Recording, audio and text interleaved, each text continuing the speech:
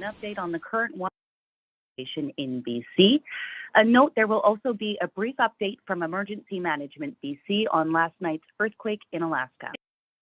This briefing will be hearing from Rob Schweitzer, Director of Fire Center Operations with the BC Wildfire Service, Tater Brock, Executive of Regional Operations, Emergency Management BC, Catherine Ford, Executive Director of Disaster Risk Reduction with Emergency BC, and finally, Dr. Bonnie Henry, the Provincial Health Officer.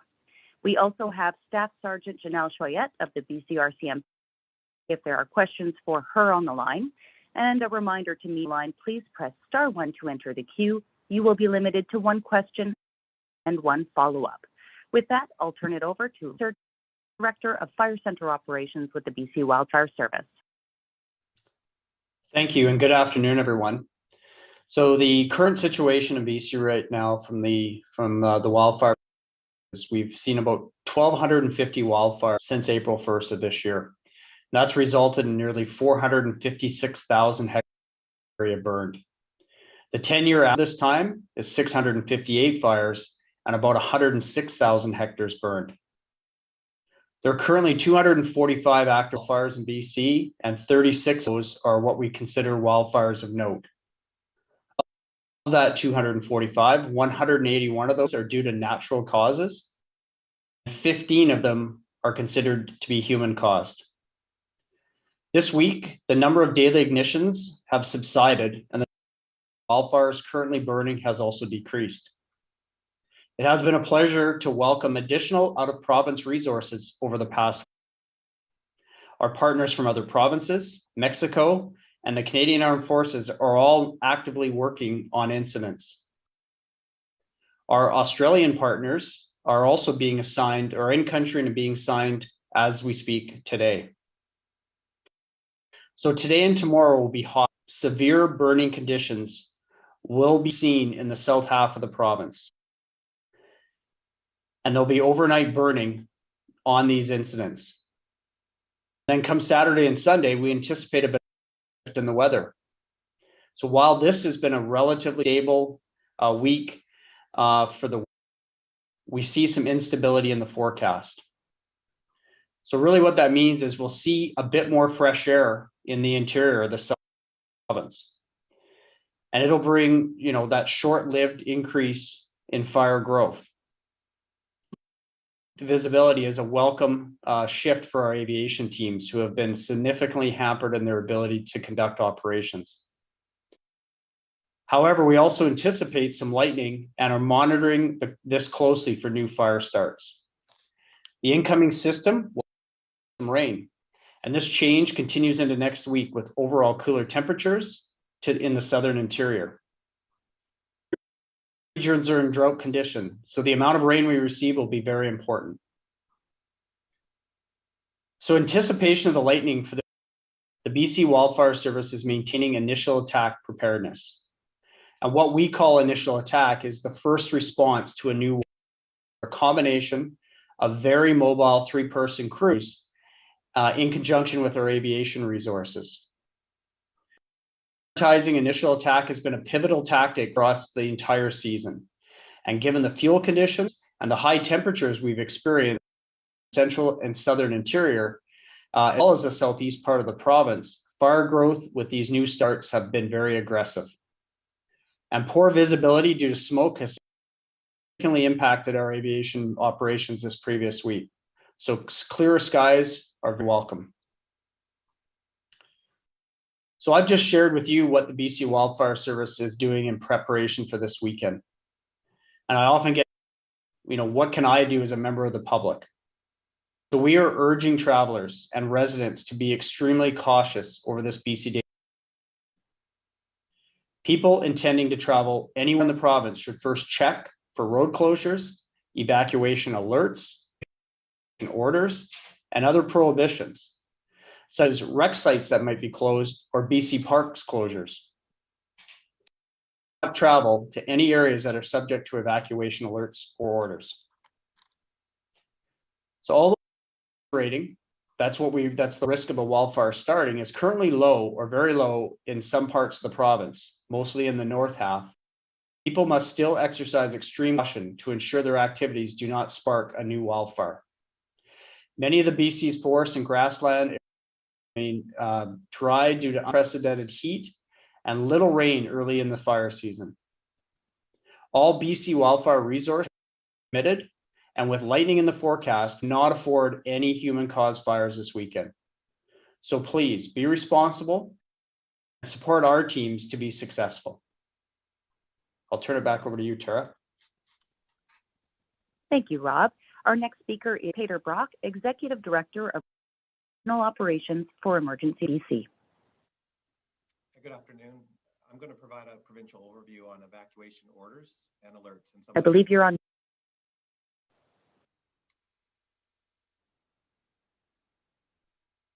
Can you hear me now? You're good. My apologies. Yeah, no problem. So good afternoon. I'm going to provide a provincial overview on evacuation orders and alerts, some other key information. Currently in British Columbia, due to the wildfires, we have 8 states of local emergency, 8 band council resolutions, 62 evacuation that represent approximately 3,443 properties on order. We have 87 evacuation alerts, represents approximately 17,679 properties on alert. There are currently 19 reception centers supporting. That includes 9 in central BC, 4 in northeast BC, 3 in southeast BC, 3 in southwest. Over 6,094 evacuees have registered in total. There are 5 group lodging facilities set up. That includes 3 in central BC, 2 in the southwest, for a total of 800 beds. Of those 800 beds, we have 161 persons located in group lodging at this time. The number of group lodging fluctuates due to activation and deactivation and depending on need and the sites. The maximum capacity for group lodging is dependent not only on the number and size of sites, but also on the availability of volunteers and other factors. We have 3 key messages for British Columbians.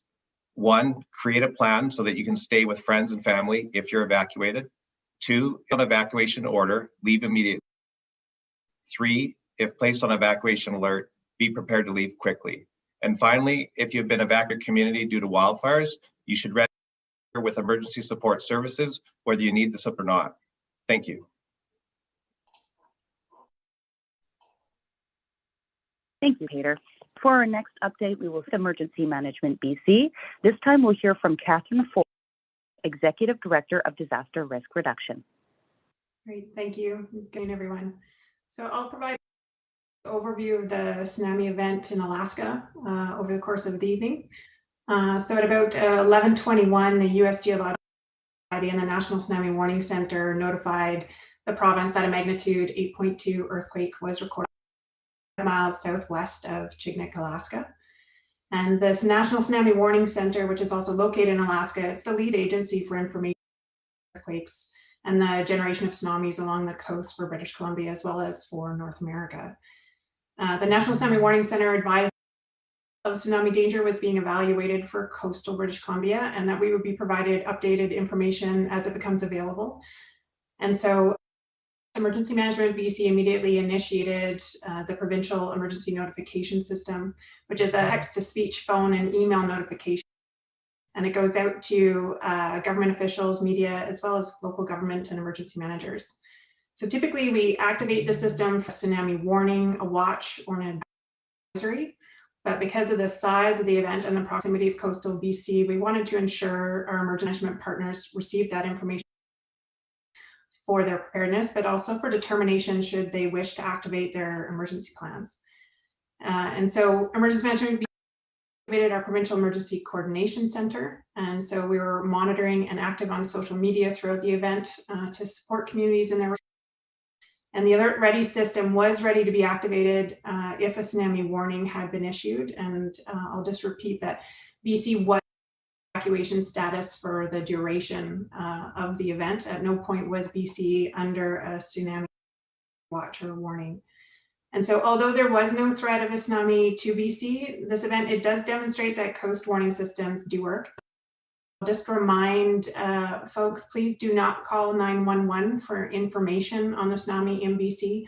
Only call 911 is at stake. So it's important that these lines are freed up for those who have immediate need. And in the event of a future tsunami warning, please stay safe and listen to your local officials and head to higher ground. Thank you. Final speaker, we'll turn it over to Provincial Health Officer, Dr. Bonnie Henry. Thank you very much, and good afternoon. So we have a lot of things on the agenda today, but I'm going to talk a little bit about the concerns that we have coming up with weather, and that is, we've heard from Rob Schweitzer, will be affecting much of the southern part of the province, the lower mainland and the interior, adding to the concerns that people can have along with the wildfire and smoke that we're already dealing with. And just to remind people that heat can be deadly, and we have seen that earlier on in this season, in the last month. We want to remind people that extreme heat exceeds risks from things like COVID-19 and the smoke risks that can cause irritation for many people. So heat builds up over the course of a few days, and particularly it can build up indoors. So we're asking people to check on people at higher risk in person to have temperature indoors, or ask people to say what it says on their thermostat. Encourage people who may not know that they are susceptible to baths. Sleep in the coolest part of your room, or if you can, stay with friends who may have cooler housing or have air conditioning.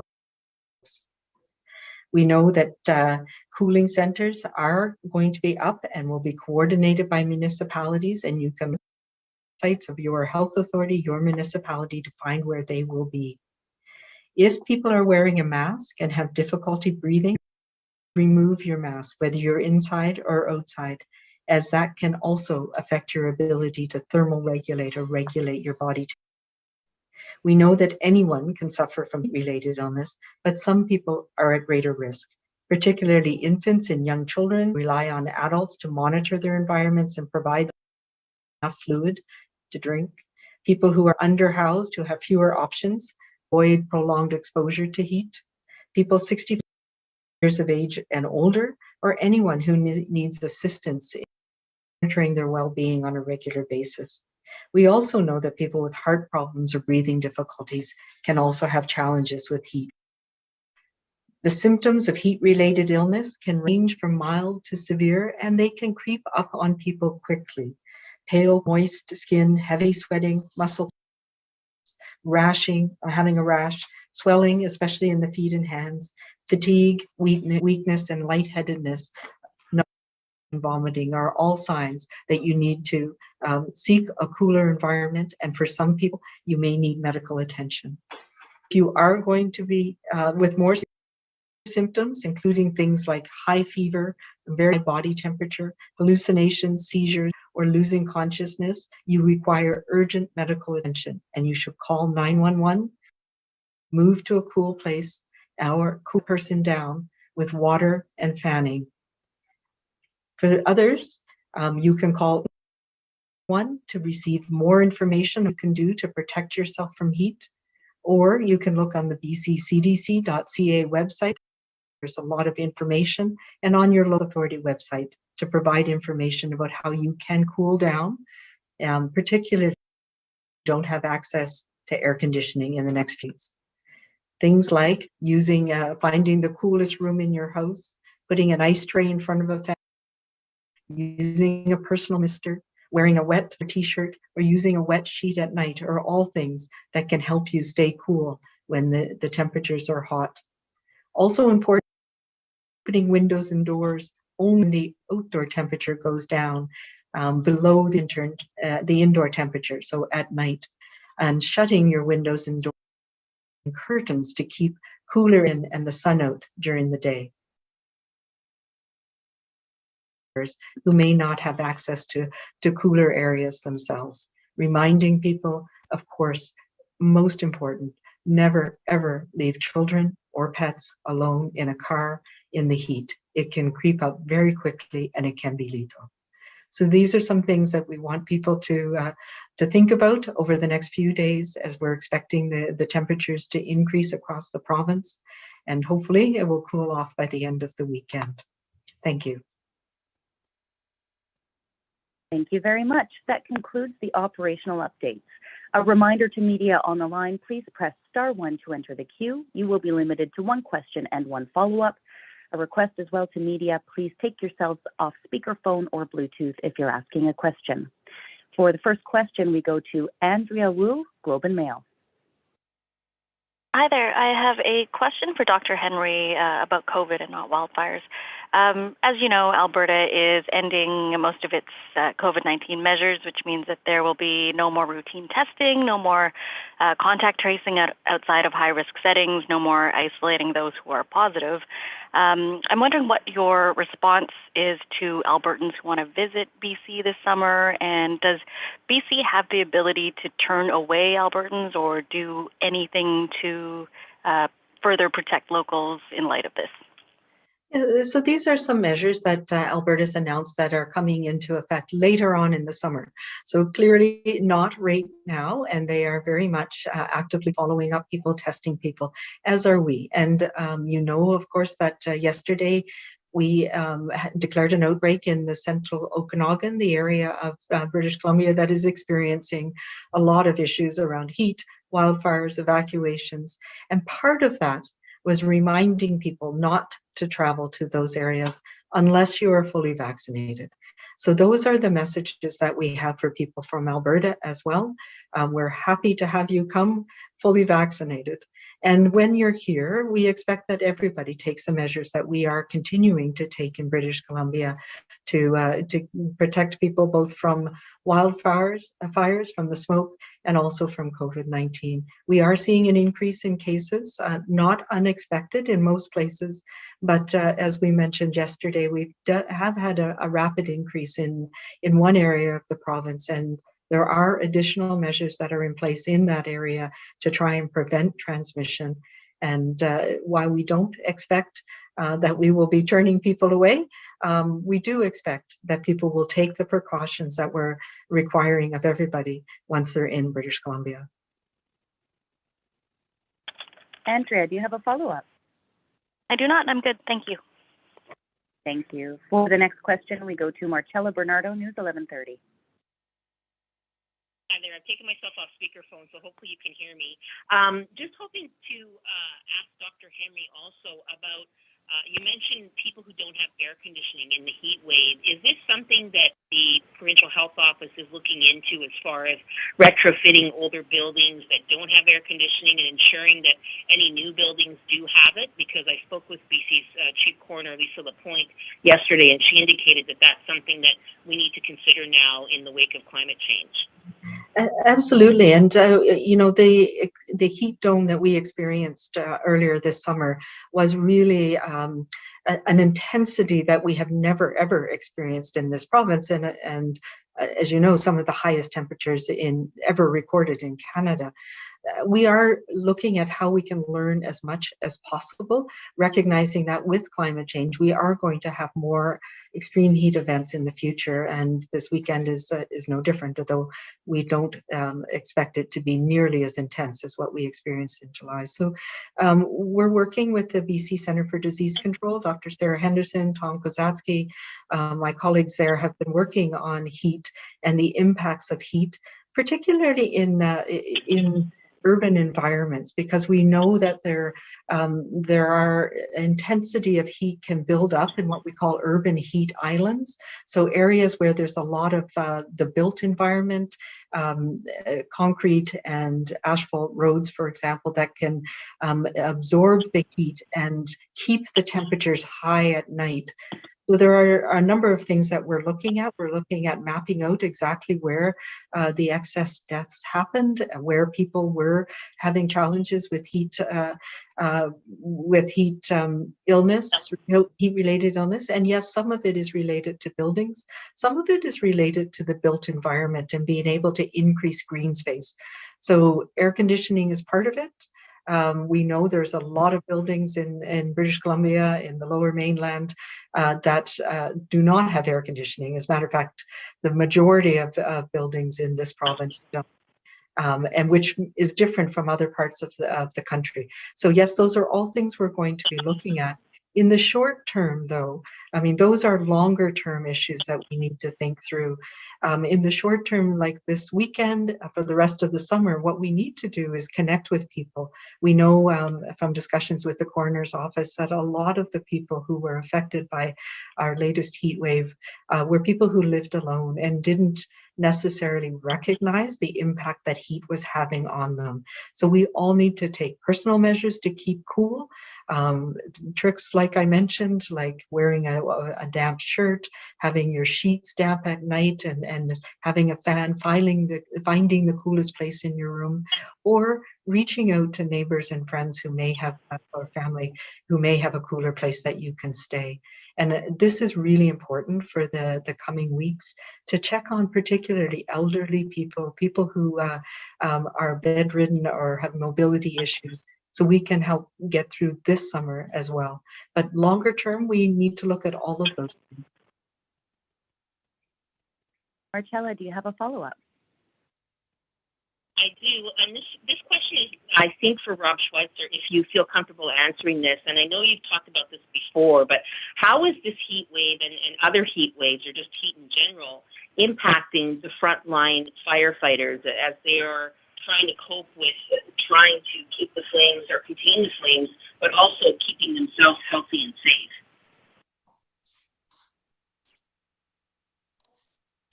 Yeah, so I did address this a little bit last week, on the Tuesday call, but it is a challenge. There's no doubt for our crews, and our crews, they're highly fit, highly trained, and really what we need to pay attention to through our support networks and through our first aid is making sure they're getting the rest required, getting the being hydrated, making sure that they are hydrated, and taking many breaks throughout the day.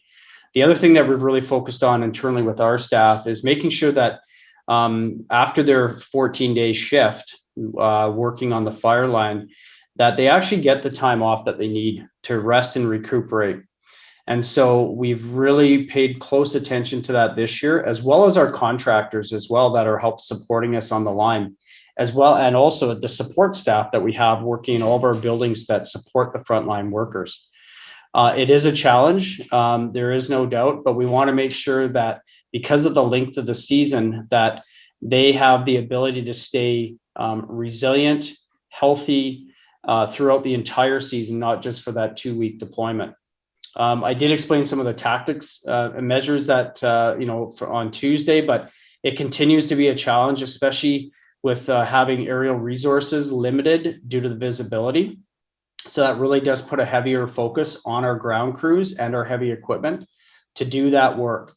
And we are still seeing, and you'll see the information bulletin is really, given the conditions that we're experiencing, we do need to use fire as a tool to reinforce those guards and actually eat up some of that fuel between our guards and the actual fire front to actually steer and control these fires better. So it's a bit of a combination of a number of different tactics, but our number one concern for our people that are on the line is their well-being, is making sure that they're getting the rest that they're needed. For the next question, we go to Richard Zussman, Global News. I think this is for Dr. Bonnie Henry as well as emergency services. Around one of the mentions in this call already was about how we have emergency alerts available via text message and other mechanisms for earthquakes. Should we start considering using those for things like heat waves or COVID outbreaks to notify people through text message around concerns related with those type of events?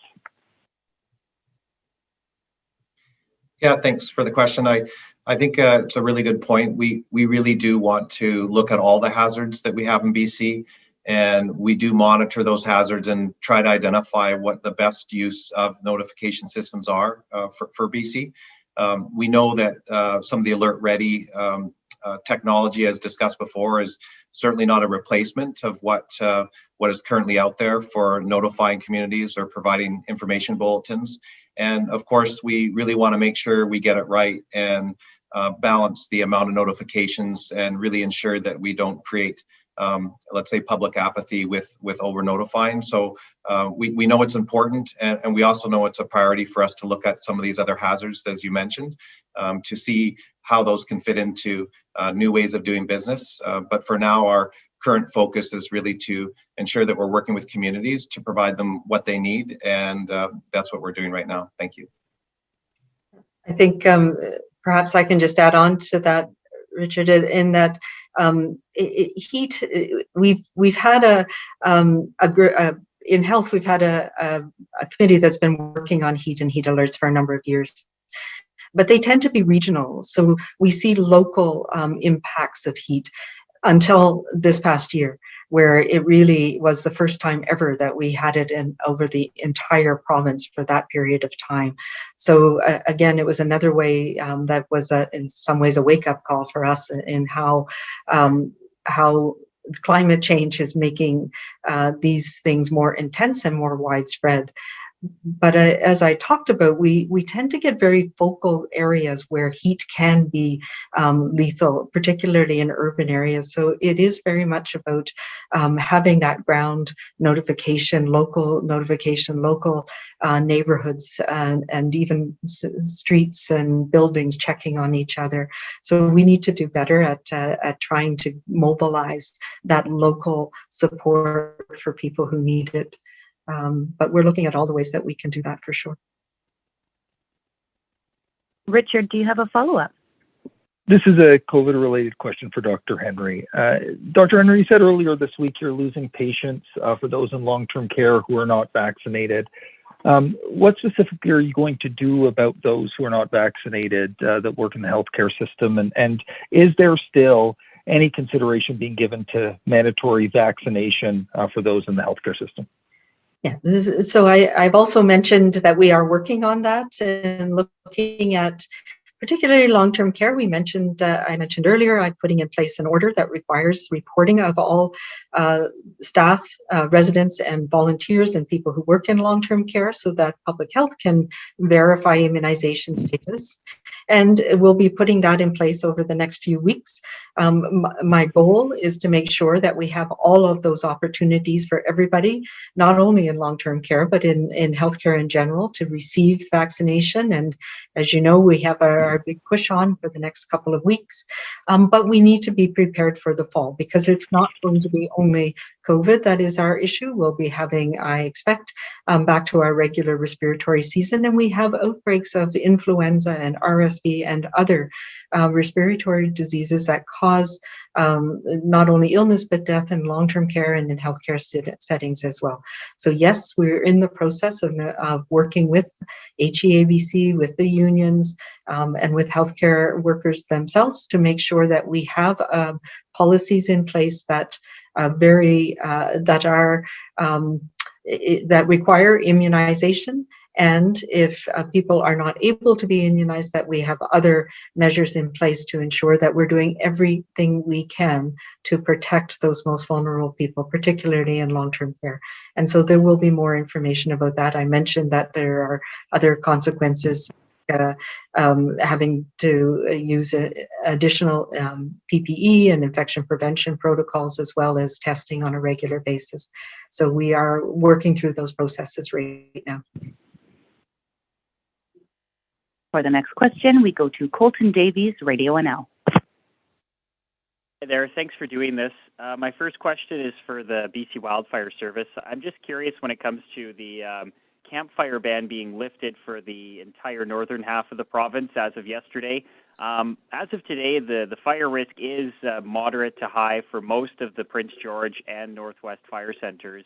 And we've been told how stretched resources are right now for fighting fires. Are you concerned that we might see more human-caused fires in northern BC with this campfire ban lifted and the conditions that we're seeing, which could potentially pull resources off of other fires in our province? Yeah, so I'm not concerned that we're going to see an increase in human-caused fires. There's a lot of work that goes into our decision makers before coming up with a decision whether or not to put a prohibition in place or to remove it. And so we factor in obviously the weather, the buildup index, which is really the available fuel, on the ground. To create and start a fire, the weather forecast that's for the future, and really look at all those things. And one of the things that we've been challenged with in previous years was not being responsive enough and not using enough science to make those decisions. And so over the past few years, we've utilized this formula to really have science drive our decisions, guide our decisions on when to implement prohibitions or remove them. And so in the case of the Prince George and the Northwest Fire Centers, we were hitting up against those thresholds. We knew the weather was going to change a bit, but we still believe that it's going to take a number of days with a certain weather forecast to actually where we'll hit the threshold of putting a prohibition back into place. And we don't expect that to occur over this weekend. And so we will continue to closely monitor it. And if the forecast doesn't play true for the precipitation that's, scheduled or forecast for that part of the province, then we'll look at it early next week again, and we may have to put prohibitions back in place. We always consider the available resources. We still have initial attack resources available in the north. And we keep them there just for the chance that there may be a human-caused or a lightning-caused fire. So we'll remain those parts of those resources will remain in the north in preparation of that. And again, we'll monitor the weather and the forest fuel conditions to determine if a prohibition needs to come back into place. Do you have a follow-up, Colton?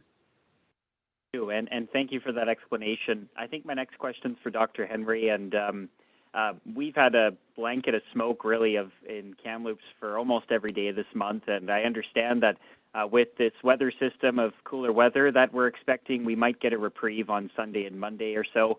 But we've been told this week, our newsroom has by Environment Canada, that we could expect smoke for most days for up to 2 more months unless we get some help from the weather conditions. So for people living in these smoky conditions, how do we handle this, and just how hazardous is this heavy smoke, when we're talking about 10+ air quality ratings for things like work? Yeah, and I've been talking with my colleagues who are up there in Kamloops and Kelowna as well. But yes, wildfire smoke is something that is a type of air pollution that is slightly different than human-caused air pollution from traffic or industry, but it can also be mostly irritating and mostly short-lived. It's hard to believe that short-lived, when we're seeing it for weeks and months, but we know that it can cause, it makes it harder for your lungs to get oxygen into your blood. That is the bottom line. So it can cause irritation to your respiratory system. And we also know it can cause an inflammatory response over time. So that's why it is important for people to take measures to reduce their exposures to smoke. And when it's been smoky skies like what you're experiencing things like wearing a mask if you have to be outdoors is something that can be helpful. Staying inside and balancing the risk of heat, though usually when it's as smoky as it is, that dissipates the heat a little bit, and it is more important to try and be in an area where you have cleaner air. Portable air cleaners that use HEPA filtration can help. And forced air heating, if you have that, can minimize the amount of smoke that comes into your home. But we also need to take those measures about not exercising outside because that can increase the amount of smoky air that gets into our lungs.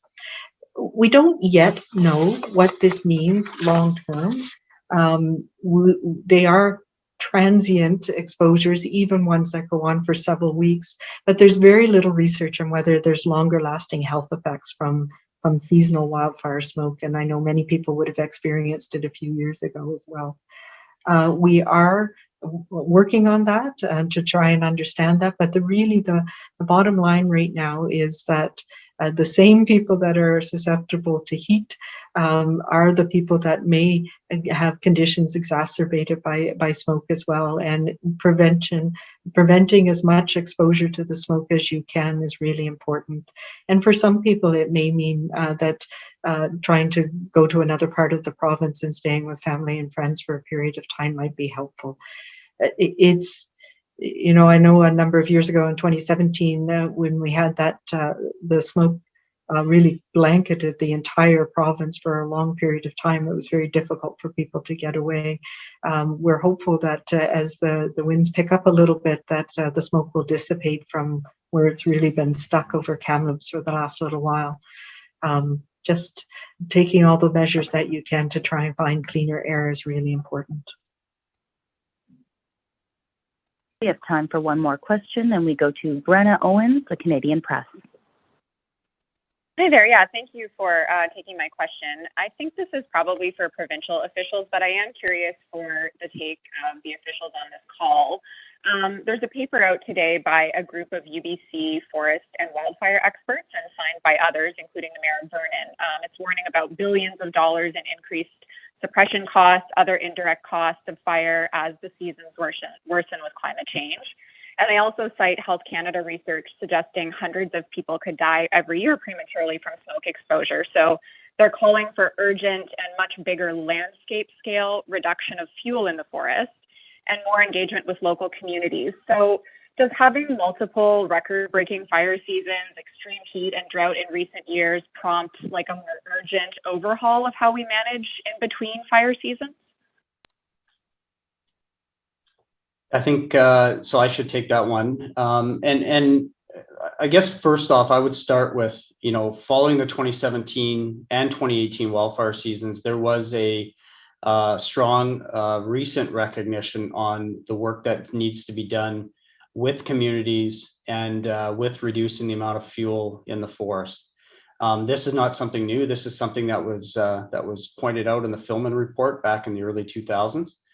And what I would suggest is, you know, following the 17-18 season, we've seen a renewed focus both on funding from the provincial government, as well as engagement from local communities to complete this work in and around their communities for fuel protection.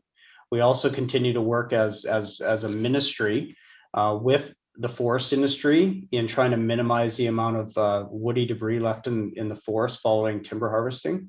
And so it is, there isn't one measure or one option that solves all the problems, because of the fact that we've seen, as you described, a bit with the climate change, and then obviously with the pine beetle epidemic that this province experienced over the last 10 to 15 years.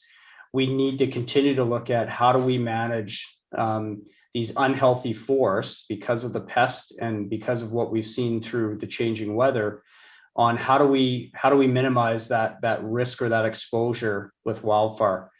You know, I'm part of many different planning tables and discussions within this province and within this ministry on how do we do this better? Like, how do we reintroduce fire back onto the landscape? Fire is a naturally occurring event in many of the ecosystems in the province. So through prescribed fire, through utilization of Indigenous traditional knowledge in use of fire, as well as amending our forest harvesting practices and the woody debris left behind, are all pieces that we continue to discuss and actually start to change policy and implement new strategies to help reduce that amount of fuel that's left behind.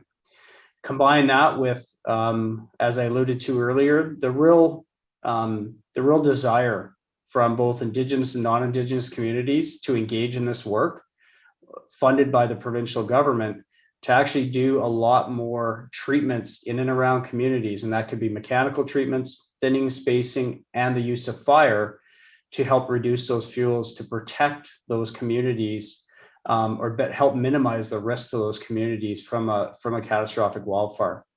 there's a lot more work to be done.